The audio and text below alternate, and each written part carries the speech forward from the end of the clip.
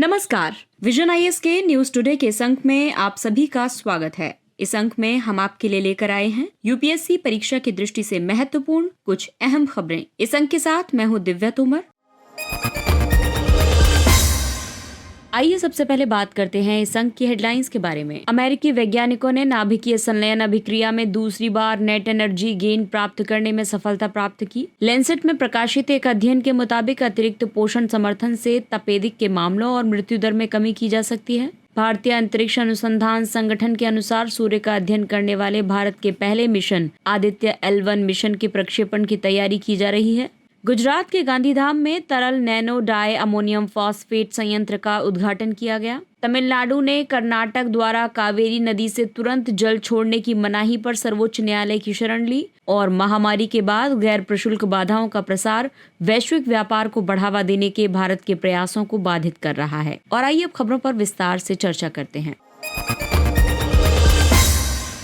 अमेरिकी वैज्ञानिकों ने नाभिकीय संलयन अभिक्रिया में दूसरी बार नेट एनर्जी गेन प्राप्त करने में सफलता प्राप्त की। नाभिकीय संलयन वो प्रक्रिया है जिसमें दो हल्के परमाणु नाभिक आपस में मिलकर एक भारी परमाणु नाभिक का निर्माण करते हैं और इसकी वजह से बड़ी मात्रा में ऊर्जा उत्पन्न होती है। संलयन अभिक्रिया पदार्थ की प्लाज्मा अवस्था में होती है। प्लाज्मा गर्म और आवेशित गैस है जो धनात्मक आयनों और मुक्त गति वाले इलेक्ट्रॉन से बनी होती है। संलयन अभिक्रिया में दो धनात्मक नाभिक एक दूसरे के निकट आते हैं। हालांकि इस दौरान दोनों नाभिक एक दूसरे को प्रतिकर्षित भी करते हैं। इस विशेष परिघटना को कूलम बैरियर कहा जाता है। इस बैरियर को समाप्त करने के लिए बड़े पैमाने पर ऊर्जा की जरूरत होती है, जिसकी मात्रा वर्तमान में संलयन अभिक्रिया से उत्पन्न होने वाली ऊर्जा से भी ज्यादा होती है। नाभिकीय संलयन से वाणिज्यिक ऊर्जा उत्पन्न करने के लिए नेट एनर्जी गेन यानी नेक का होना जरूरी है। इसका मतलब है कि नाभिकीय संलयन अभिक्रिया में जितनी ऊर्जा की खपत होती है, शोधकर्ताओं को उससे कहीं ज्यादा ऊर्जा का उत्पादन करना होगा। आपको बता दें कि भारत संलयन रिएक्टर से नेग प्रदर्शित करने के लिए यानी कि नेट एनर्जी गेन प्रदर्शित करने के लिए international thermo nuclear experimental reactor ITER परियोजना का हिस्सा है।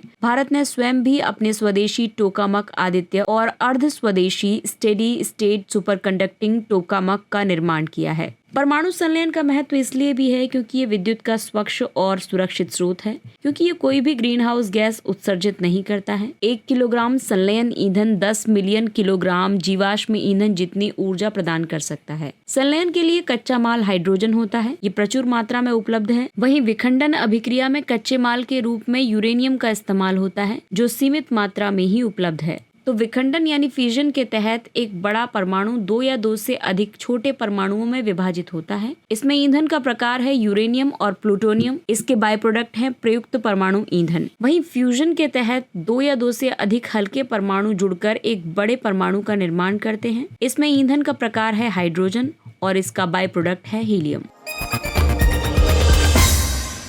अगली खबर स्वास्थ्य क्षेत्र से संबंधित है। लैंसेट में प्रकाशित एक अध्ययन के मुताबिक अतिरिक्त पोषण समर्थन से तपेदिक के मामलों और मृत्यु दर में कमी की जा सकती है। भारतीय आयुर्विज्ञान अनुसंधान परिषद द्वारा समर्थित अध्ययन ने पहली बार इस बात के साक्ष्य प्रस्तुत किए हैं कि अतिरिक्त पोषण प्रदान करने से भारत में तपेदिक के मामलों और मृत्यु दर को प्रभावी ढंग से रोका जा सकता है। इस अध्ययन के लिए झारखंड राज्य को अध्ययन स्थल के रूप में चुना गया था। झारखंड में टीबी के रोगियों की संख्या ज्यादा है। साथ ही ये राज्य बहुआयामी गरीबी से दूसरा सर्वाधिक ग्रस्त राज्य भी है, इसलिए अध्ययन के लिए झारखंड को चुना गया था। इस अध्ययन में पोषण संबंधी स्थिति में सुधार द्वारा तपेदिक की सक्रियता को कम करना यानी राशन नामक परीक्षण के तहत किया गया था। इसके अनुसार अध्ययन में शामिल लोगों में अतिरिक्त पोषण उपाय से सभी प्रकार के टीबी मामलों में 39% और संक्रामक टीबी के मामलों में 48% की कमी देखी गई है। राशन क्लस्टर रेंडमाइज नियंत्रित परीक्षण है। ये राष्ट्रीय क्षय रोग उन्मूलन कार्यक्रम का हिस्सा है। टीबी के जिन रोगियों का वजन कम है, यदि उनका वजन बढ़ जाए तो उन पर से मृत्यु का खतरा 60% तक कम हो सकता है। टीबी के एक मामले को रोकने के लिए लगभग 30 घरों को पूरक पोषण प्रदान करने की जरूरत होगी। टीबी माइकोबैक्टीरियम ट्यूबरक्लोसिस जीवाणु के कारण होता है। ये रोग फेफड़ों को प्रभावित करता है। विश्व स्वास्थ्य संगठन की ग्लोबल टीबी रिपोर्ट 2022 के अनुसार टीबी के लिए 5 कारक जिम्मेदार हैं: अल्पपोषण, HIV संक्रमण, शराब का सेवन संबंधी विकार, धूम्रपान और मधुमेह। टीबी हवा के माध्यम से एक व्यक्ति से दूसरे व्यक्ति में फैलता है। इस रोग का उपचार भी उपलब्ध है और मरीज पूरी तरह से ठीक भी हो सकता है। वर्तमान में बेसिल, कैलमेट, गुएरिन, यानी BCG टीबी की रोकथाम के लिए एकमात्र लाइसेंस प्राप्त टीका है। टीबी के प्रसार पर अंकुश लगाने के लिए भारत सरकार ने कई कदम उठाए हैं, जैसे कि भारत ने 2025 तक टीबी उन्मूलन का लक्ष्य निर्धारित किया है। ये WHO द्वारा निर्धारित वैश्विक लक्ष्य जो कि 2030 है, उससे 5 साल पहले है। केंद्रीय स्वास्थ्य एवं परिवार कल्याण मंत्रालय ने टीबी उन्मूलन के लिए राष्ट्रीय रणनीतिक योजना 2017 से 2025 बनाई है। इसके अलावा निक्षय पोषण योजना के तहत टीबी रोगियों को पोषण संबंधी सहायता प्रदान की जाती है। और आइए बढ़ते हैं अगली खबर की तरफ, जो कि अंतरिक्ष विज्ञान से संबंधित है। भारतीय अंतरिक्ष अनुसंधान संगठन के अनुसार सूर्य का अध्ययन करने वाले भारत के पहले मिशन आदित्य L1 मिशन के प्रक्षेपण की तैयारी की जा रही है। आदित्य L1 सूर्य का अध्ययन करने वाला पहला भारतीय अंतरिक्ष मिशन होगा।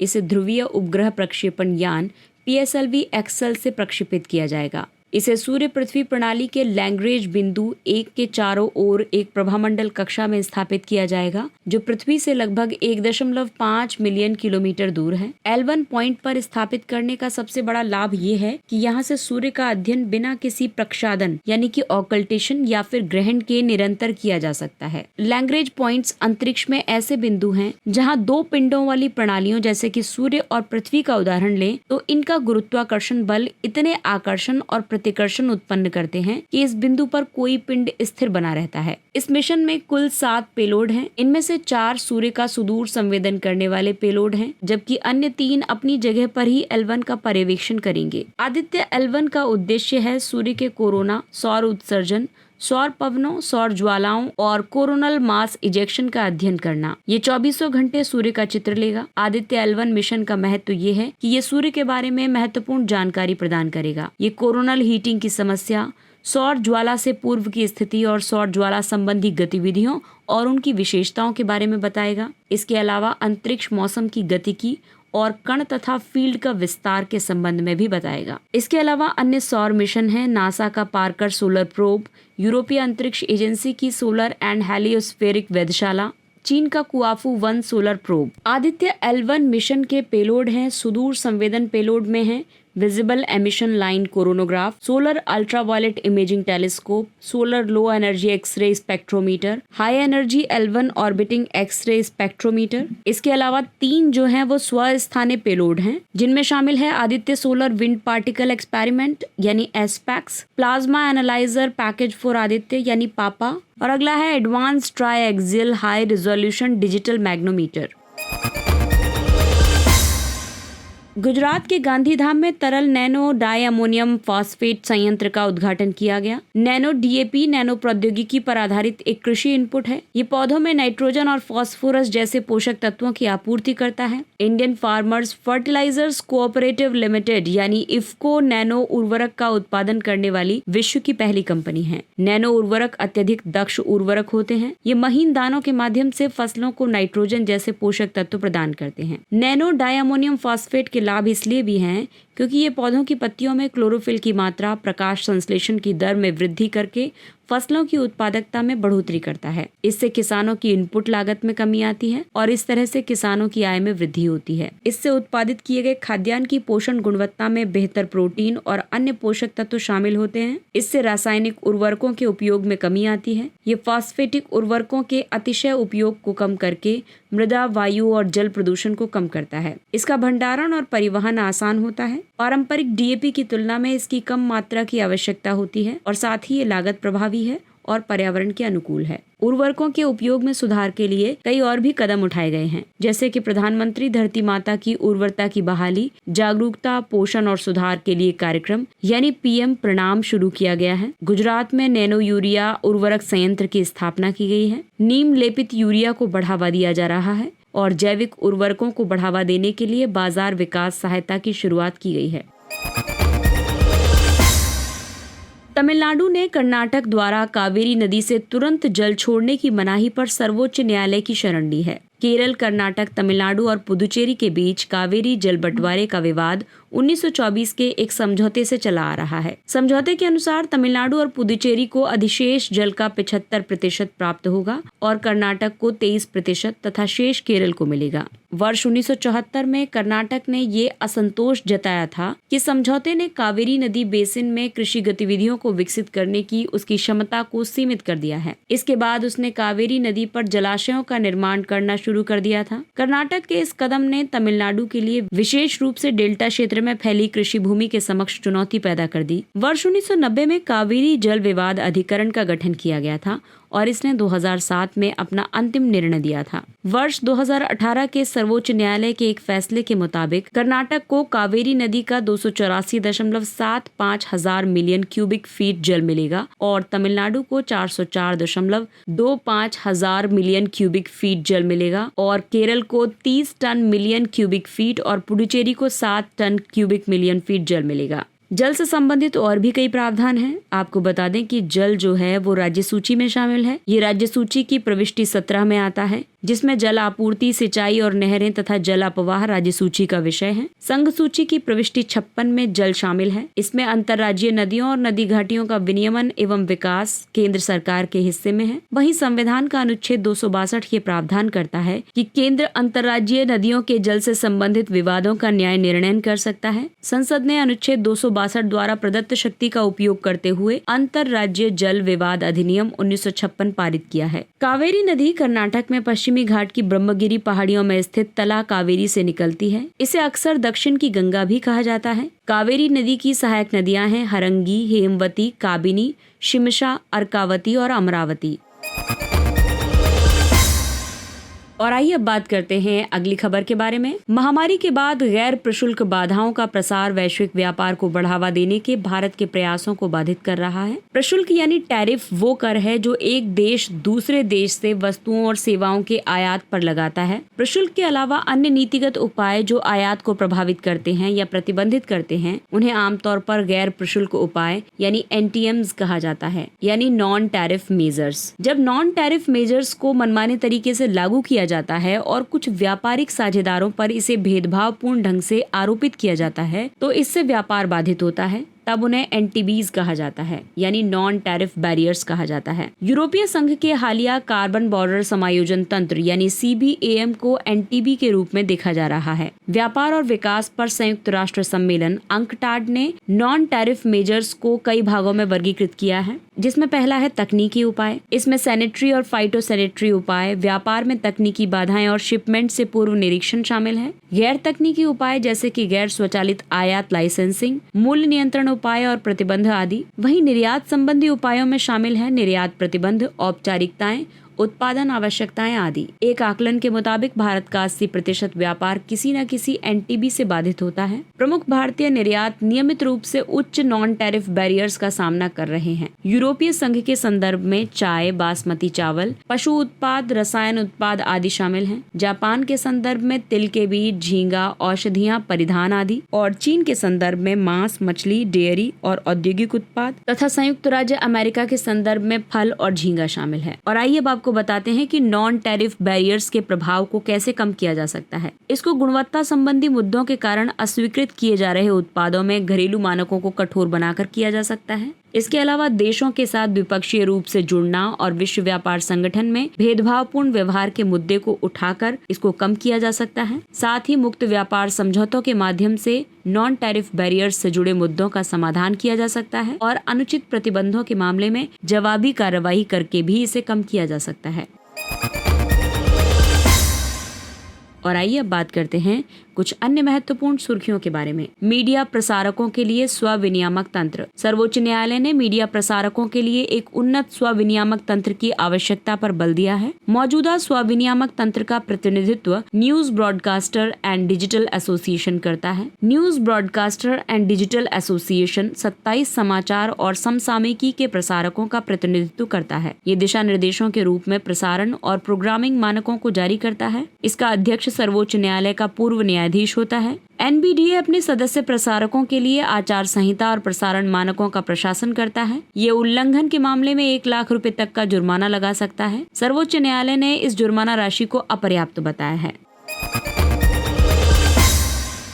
और अगला टॉपिक है first mile connectivity, FMC। First mile connectivity प्रस्तावित राष्ट्रीय कोयला लॉजिस्टिक योजना का एक हिस्सा है। FMC निकटतम रेलवे साइडिंग तक कन्वेयर या सड़कों का उपयोग करके खनन क्षेत्रों में कोयले की सड़क मार्ग से ढुलाई की प्रक्रिया को समाप्त करती है। राष्ट्रीय कोयला लॉजिस्टिक्स नीति का उद्देश्य मौजूदा कोयला निकासी अवसंरचना और खदान से अंतिम उपयोग संयंत्र तक कोयले के पर्यावरण अनुकूल परिवहन में मौजूद कमियों की पहचान करना, उनका मूल्यांकन करना और उन्हें समाप्त करना है। फर्स्ट माइल कनेक्टिविटी का प्रभाव ये है कि इसके जरिए कार्बन फुटप्रिंट को कम किया जा सकता है। ऐसा परिवहन प्रणालियों को अनुकूलित बनाकर और जीवाश्म ईंधन से चलने वाले वाहनों पर निर्भरता को कम करके किया जा सकता है। इससे प्राकृतिक पर्यावरण का संरक्षण किया जा सकता है और वायु प्रदूषण तथा ट्रैफिक की भीड़भाड़ को कम करके लोक स्वास्थ्य में सुधार लाया जा सकता है। अगला टॉपिक है डीम्ड फॉरेस्ट। ओडिशा सरकार ने रेखांकित किया है कि वन संरक्षण संशोधन विधेयक 2023 के पारित होने के बाद एक श्रेणी के रूप में डीम्ड फॉरेस्ट का अस्तित्व समाप्त हो जाएगा। डीम्ड फॉरेस्ट वो वन भूमि है जिसे केंद्र या राज्यों ने वन भूमि के रूप में दर्ज नहीं किया है। वन संरक्षण अधिनियम 1980 सहित किसी भी कानून में डीम्ड फॉरेस्ट की अवधारणा को स्पष्ट रूप से परिभाषित नहीं किया गया है। वर्ष 1996 के गोदावर्मन निर्णय में उच्चतम न्यायालय ने वन की परिभाषा को व्यापक बना दिया था। न्यायालय ने इसमें वन या राजस्व विभागों के तहत वन के रूप में वर्गीकृत वन भूमि के साथ साथ उन वन भूमियों को भी शामिल किया जो शब्दकोश की परिभाषा के अनुसार वन हैं। बाद में उच्चतम न्यायालय ने राज्यों को ऐसे गैर अधिसूचित और बिना रिकॉर्ड वाले वनों की पहचान करने तथा उन्हें डीम्ड वन के रूप में वर्गीकृत करने के लिए समितियों का गठन करने का आदेश दिया था। अगला टॉपिक है विश्वकर्मा योजना। प्रधानमंत्री ने 77वें स्वतंत्रता दिवस के अवसर पर विश्वकर्मा योजना की घोषणा की थी। इसका उद्देश्य पारंपरिक शिल्प कौशल युक्त व्यक्तियों को लाभ पहुंचाना है। विश्वकर्मा योजना के लाभार्थी हैं बुनकर, सुनार, लोहार, धोबी, नाई आदि। सरकार आने वाले कुछ दिनों में इस योजना का विवरण जारी करेगी। अगला टॉपिक है पशुधन के स्वास्थ्य और उत्पादन विस्तार के लिए मान्यता प्राप्त एजेंट कार्यक्रम यानी ए-हेल्प। केंद्रीय मत्स्य पालन, पशुपालन और डेयरी मंत्रालय ने ए-हेल्प कार्यक्रम की शुरुआत की है। ए-हेल्प केंद्रीय मत्स्य पालन, पशुपालन और डेयरी मंत्रालय तथा ग्रामीण विकास मंत्रालय की एक संयुक्त पहल है। इसका उद्देश्य महिलाओं को प्रशिक्षित एजेंट्स के रूप में शामिल करके उन्हें सशक्त बनाना है। ये रोग नियंत्रण, राष्ट्रीय गोकुल मिशन के तहत कृत्रिम गर्भाधान, पशुधन की टैगिंग और पशुधन बीमा में महत्वपूर्ण योगदान प्रदान करेगी। राज्य ग्रामीण आजीविका मिशन के अंतर्गत पंजीकृत महिला स्वयं सहायता समूहों की ऐसी महिला सदस्य जो पशु सखी के रूप में मदद कर रही है, उन्हें ए-हेल्प के रूप में प्रशिक्षित किया जाएगा। अगला टॉपिक है ग्राफीन ओरोरा कार्यक्रम। इलेक्ट्रॉनिक्स और सूचना प्रौद्योगिकी मंत्रालय माइटी ने ग्राफीन ओरोरा कार्यक्रम लॉन्च किया है। ये कार्यक्रम digital university Kerala, mighty, Kerala राज्य सरकार तथा उद्योग साझेदारों के संयुक्त वित्त पोषण के साथ कार्यान्वित किया जाएगा। इसका उद्देश्य ग्राफीन अनुसंधान और इसके व्यवसायीकरण में मौजूद कमियों को समाप्त करना है। ग्राफीन कार्बन का एक अपरूप है। इसमें कार्बन परमाणुओं की एकल परत होती है। ये परमाणु मधुमक्खी के षटकोणीय छत्ते जैसे जाली में कसकर बंधे होते हैं। ये जाली 2 आयामी संरचना बनाती है। इसे 2004 में खोजा गया था। ग्राफीन का गुण ये है कि ये बहुत ज्यादा पतला होता है, यांत्रिक रूप से बहुत मजबूत, पारदर्शी और लचीला होता है। ग्राफीन का उपयोग टच स्क्रीन, लाइट पैनल, सौर सेल, DNA का तीव्र अनुक्रमण, ड्रग डिलीवरी आदि में उपयोग किया जा सकता है। अगला टॉपिक है solar terrestrial relations observatory spacecraft यानी स्टीरियो-ए। नासा का अंतरिक्ष यान स्टीरियो-ए सूर्य और पृथ्वी के बीच से गुजरा है। ये घटना लगभग 17 साल पुराने मिशन की पृथ्वी के समीप से पहले फ्लाईबाय को दर्शाती है। स्टीरियो-ए का फ्लाईबाय वैज्ञानिकों को ये समझने में मदद करेगा कि कोरोनल मास इजेक्शन का चुंबकीय क्षेत्र पृथ्वी की ओर इसके मार्ग में कैसे विकसित होता है। फ्लाई बाय एक अंतरिक्ष यान की वैज्ञानिक डेटा एकत्र करने के लिए किसी खगोलीय पिंड के काफी करीब उड़ान होती है। इसे वर्ष 2006 में लॉन्च किया गया था। स्टीरियो सूर्य से पृथ्वी की ओर होने वाले ऊर्जा और पदार्थ के प्रवाह का पता लगाता है। ये सूर्य पृथ्वी प्रणाली का अनोखा और अभूतपूर्व दृश्य प्रदान करता है। इस मिशन ने 2007 में पहली बार सूर्य का त्रिविमीय यानी 3D अवलोकन किया था। 2 में से एक अंतरिक्ष यान अपनी कक्षा में पृथ्वी से आगे है। स्टीरियो ए दूसरा पृथ्वी के पीछे गति कर रहा है, जिसे स्टीरियो बी कहा जाएगा। और आइए अब बात करते हैं सुर्खियों में रहे स्थलों के बारे में। लीबिया, यहाँ की राजधानी त्रिपोली है। त्रिपोली में 2 प्रमुख सशस्त्र समूहों के बीच हिंसक संघर्ष के कारण वहां पर स्थित एकमात्र असैन्य हवाई अड्डे को बंद कर दिया गया है। लीबिया उत्तरी अफ्रीका में अवस्थित एक देश है। लीबिया उत्तर में भूमध्य सागर, पूर्व में मिस्र, दक्षिण पूर्व में सूडान, दक्षिण में नाइजर और चाड और पश्चिम में ट्यूनीशिया तथा अल्जीरिया से घिरा हुआ है। लीबिया का सबसे ऊंचा पर्वत है बिक्कू बिट्टी। लीबिया में कोई 12मासी नदी नहीं है। यहाँ उच्च क्षेत्रों में जमजम जैसी कई सूखी वादी हैं, जो वर्षा के दौरान आई आकस्मिक बाढ़ के जल से भर जाती हैं। लीबिया की जलवायु गर्म और शुष्क है, जो घिबली के कारण और ज्यादा कठोर हो जाती है। घिबली एक गर्म शुष्क पवन है जो पूरे देश में दक्षिण दिशा से बहती है। इसके साथ ही ये अंक समाप्त होता है। अगले अंक में फिर मुलाकात होगी कुछ अन्य महत्वपूर्ण खबरों के साथ। तब तक अपने लक्ष्य के लिए तत्पर रहिए, और अगर आपको हमारा कंटेंट अच्छा लगता है तो इसे लाइक, सब्सक्राइब और शेयर जरूर करें। और अब हमें यानी विजन IAS की पूरी टीम को दीजिए इजाजत। नमस्कार।